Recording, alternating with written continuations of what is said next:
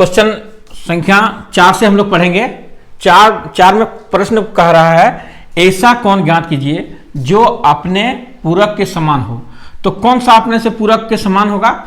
पूरक कोण का मीनिंग कितना होता है? तो यहां देखिए पूरक कोण का मान होता है 90 डिग्री। ठीक है, तो कौन ऐसा कौन है जो पूरक कोण के समान होगा? तो तो हम 90 को 2 भाग में बांटेंगे तो कितना करके होगा? 45 करके होगा। तो आपका आंसर ये हो गया 45 क्योंकि 45 और 45 90 होता है।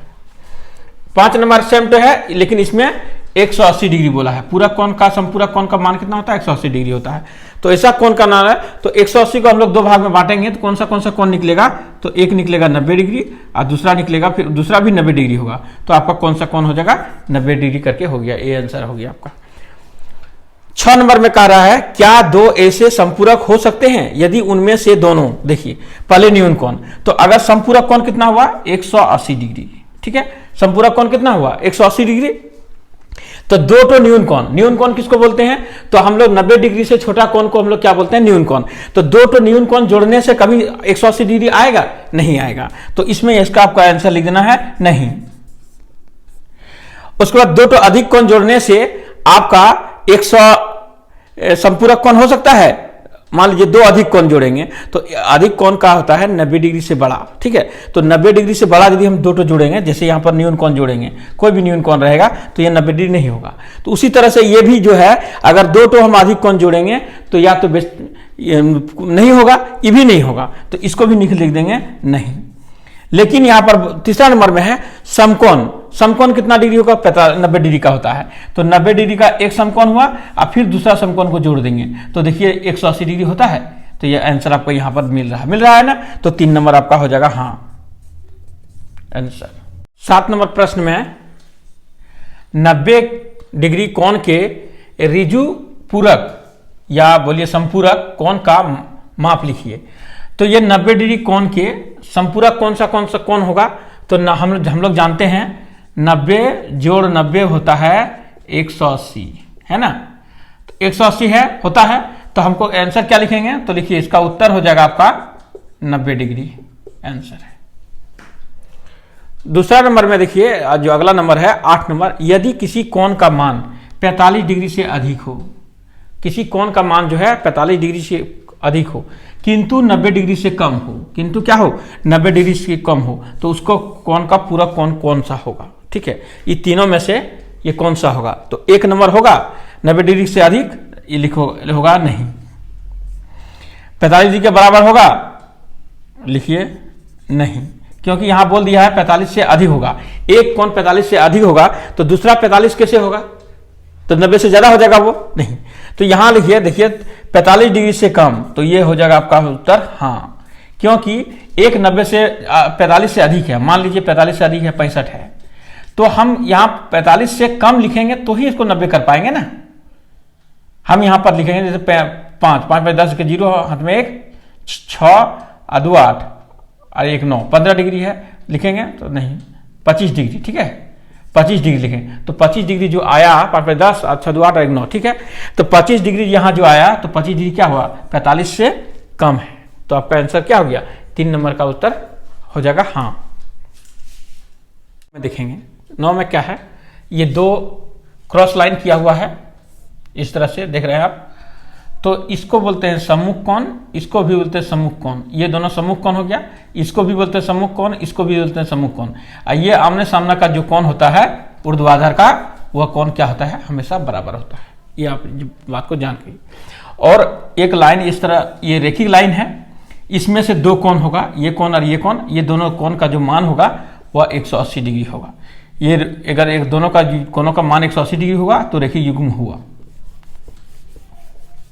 हम लोग प्रश्न में आते हैं, थोड़ा सा छोटा सा था संक्षिप्त में। अब यहां देखिए क्या कोण 1 और कोण 2 का आसन्न है? तो देखिए कोण 1 और कोण 2। ठीक है, कोण 1 और कोण 2 क्या है? आसन्न कोण है।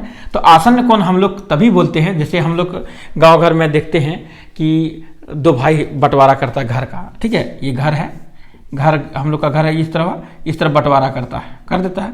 तो इस दीवार से इस भाई का भी दीवार का इस काम देगा और इस भाई का भी दीवार इस तो काम देगा, यानी दोनों का बीच वाला जो दीवार हो गया वह दोनों के लिए हो गया। तो अगर दोनों के लिए हो गया तो यहाँ का जो कोण बनेगा वो आसन्न कोण होगा, और यहाँ से जो कोण बनेगा वो भी क्या होगा, आसन्न कोण होगा। और देखिए यहाँ पर इस बिंदु का और इस बिंदु का जो यहाँ बिंदु होगा ओ में होगा, इस बिंदु का भी जहाँ से ऐसे होगा वो बिंदु में यहाँ पर भी होगा। समझ गए? तो चलिए यहाँ पर कोण एक, देखिए कोण एक यहाँ से यहाँ तक है, देखिए यहाँ से यहाँ कोण एक हो गया, और कोण देखिए कोण जो हो गया आपका दो कोण जो है, तो एक इस जो बॉर्डर है ये लाइन के द्वारा ये कोण भी बनता है और ये कोण भी बनता है। अगर ये लाइन को हटा देंगे तो दोनों कोण का वैल्यू खत्म हो जाएगा, तो इसीलिए जो 1 और 2 क्या हो गया, आसन्न कोण है। तो इसका उत्तर लिखिएगा हाँ। अब देखिए कोण AOC, तो कोण खींचिए A और यहां पर है O, यहाँ O और C, यानी यहां से यहां तक में एक कोण हो गया। दूसरा कोण बोल रहा है AOE, तो यानी AO और E, तो यहां पर से यहां तक में कोण एक लाइन बॉर्डर बन गया, ये एक लाइन बीच में है, तो इसी कोण से इधर भी कोण बनता है और इसी लाइन से इधर भी कोण बनता है, तो दोनों एक ही लाइन का दोनों साइड कोण बनता है, तो वो हो जाता है आसन्न कोण। तो आपका उत्तर हो जाएगा यहाँ पर हाँ। तीसरा नंबर में आइए, कोण COE, ठीक है। अब देखिए यहाँ कोण C यहाँ है, O कोण C यहाँ, यानी इस तरह रेखा है यहाँ, ठीक है। कोण यहाँ C यहाँ है, तो CO और क्या है E यहाँ तक, तो यानी यहाँ से आपका इस तरह से ये कोण, ठीक है। एवं कोण EOD, यानी EO और कौन सा यहाँ D, यानी यहाँ से EOD ये कोण, और दूसरा बोला है CO और E, CO और E, और वो दूसरा है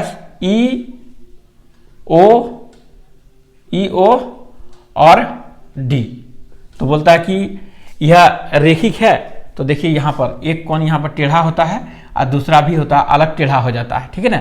तो ये क्या रेखिक कोण युग्म कहलाता है? तो आपका उत्तर हो जाएगा नहीं, क्योंकि एक ही लाइन में रेखिक युग्म में आपको समझाए थे, रेखिक युग्म जब भी होगा वह ये कोण के अंदर में, इस रेखा के अंदर में जितना कोण बनेगा वह रेखिक युग्म कोण कहलाएगा। अगर नहीं बन रहा है तो वह नहीं होगा। चौथा नंबर में देखिए BOD, देखिए यहाँ पर B है, यहाँ से देखिए इस तरह का है B, यहाँ O और D, तो इस प्रकार का कोण यहाँ हो गया, ठीक है, हो गया। उसके बाद है DOA, यहाँ से DO और A, तो यहाँ देखिए पूरा में इस लाइन के लेकर में यहाँ पर से यहाँ से कोई बना है, यहाँ से DOA, क्या दोनों संपूरक होगा 180 डिग्री का यहाँ से यहाँ तक में? तो देखिए यहाँ से यहाँ तक में जब होता है तो ये भी हो जाएगा आपका नहीं, यह नहीं होगा। आंसर आपको लिखना है नहीं होगा।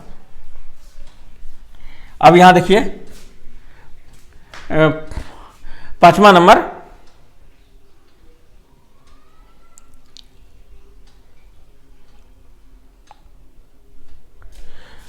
दो का ऊर्ध्वाधर सम्मुख कोण 4 है, तो 2 का ऊर्ध्वाधर सम्मुख कोण 4 है, ठीक है। तो 2 का सम्मुख कोण कौन सा हो गया? आमने सामने वाला, देखिए तो सम्मुख कोण माने इस लाइन को रेखा लीजिए और यहाँ पर 2 लाइन खींच दीजिए, ऐसे कर हुआ ना, तो 2 यहाँ है तो 4 यहाँ है, तो इसके सामने यहाँ हुआ कि नहीं ये सम्मुख कोण? तो आप यदि हम यहाँ पर लाइन को पार कर देंगे, ठीक है, अगर पार कर देते हैं तो इसकी इस बॉर्डर में देखिए तो ये क्या हुआ, इसका सम्मुख ये कोण है ना। तो इसका उत्तर जो हो जाएगा, इसका उत्तर हो जाएगा हाँ। अब बोला 5 का सम्मुख कोण ज्ञात कीजिए। 5 का जो है 5 का ऊर्ध्वाधर सम्मुख कोण, तो 5 का ऊर्ध्वाधर सम्मुख कोण कौन सा हो जाएगा? यहां से यहां तक हो जाएगा। 5 का इसके बराबर का कौन सा, यहां से यहां तक होगा, तो इसका हो जाएगा कौन आपका कोण AOD। AOD जो हो जाएगा आपका सम्मुख कोण।